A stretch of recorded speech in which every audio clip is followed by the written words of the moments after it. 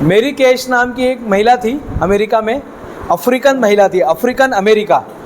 और वो किसी के घर में बर्तन माजती थी और बर्तन माजते माजते रोज़ बोलती थी मला काहीतरी करायचं, मला असं मरायचं नाही है। और उसको एक दिन बर्तन माजते माजते उसको एक आइडिया मिल गया गोरा कैसा होने का। उसने, हाँ गोरा, फेयर एंड लवली बोलते ना, फेयर एंड लवली कैसा होने का।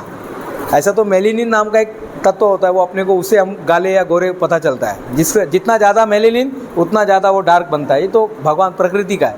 लेकिन उसमें भी उसने कुछ किया, नया खोज किया और उसकी कंपनी उसने बनाया। कंपनी का सिंबल क्या रखा मालूम है उसने? कंपनी का सिंबल रखा भौरा। भौरा होता है ना, काले रंग का, ऐसा।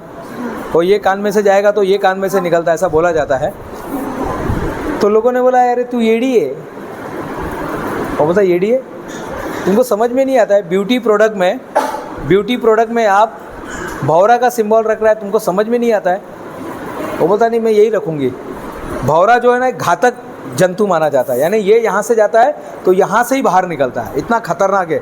अगर ये पैर से जाएगा तो दूसरे साइड से बाहर निकलता है। अगर आपने पुंडलिक का वर्दे हारी विट्ठल अगर आपने देखा होगा तो उसमें भौरा आता है परीक्षा लेने के लिए। वो ईटा देता है, वो भगवान विष्णु को बोलता है बाबा ईटा ले, बाबा मेरे को मालूम नहीं कौन है, ले भाई ईटा ले। ईटा में बेचारे वो ऐसे खड़े रहते हैं उबा बीटे वरी। और वहीं से एक भौरा भी आता है, मैडम वहाँ से एक भौरा भी आता है उसका चेकिंग करने के लिए। तो लोगों ने बोला ये भौरा क्यों रखा है? ब्यूटी प्रोडक्ट में भौरा रखते हैं, ऐश्वर्या राय रखना चाहिए, कुछ तो भी ऐसा परी रखना चाहिए, बार्बी डॉल रखना चाहिए, ये क्या तुम लोग ने भौरा रखा है?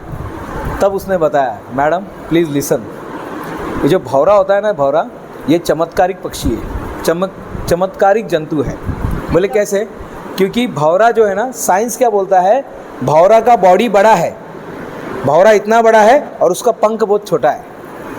तो साइंस बोलता है, एरोडायनामिक नाम का एक साइंस होता है, वो क्या बोलता है सर, संतोष सर, वो बोलता है कि भौरा उड़ नहीं सकता। तो लोगों ने विचार लगा कहाँ ऐसा बोलता है? क्योंकि भौरे का जो बॉडी है और उसका जो पंख है बहुत छोटा है। भौरे का बॉडी के हिसाब से पंख उसका बड़ा होना चाहिए था, लेकिन उसको भगवान ने पंख बहुत छोटा दिया। भगवान ने उसके साथ नाइंसाफ़ी किया, वो उड़ नहीं सकता। लेकिन अच्छी बात है, भौरे को अपनी भाषा समझ में नहीं आती है, भौरे को विज्ञान समझ में नहीं आता है। क्योंकि जिस दिन उसको विज्ञान समझ में आएगा वैजंती मैडम, वो क्या बोलेगा दूसरे दिन, आई मी आता उडणार नाही ह्या का ते आपले जे मास्तर लोक आहे ना, विज्ञानचे मास्तर बोलतात तुम्ही लोक उडू शकत नाही।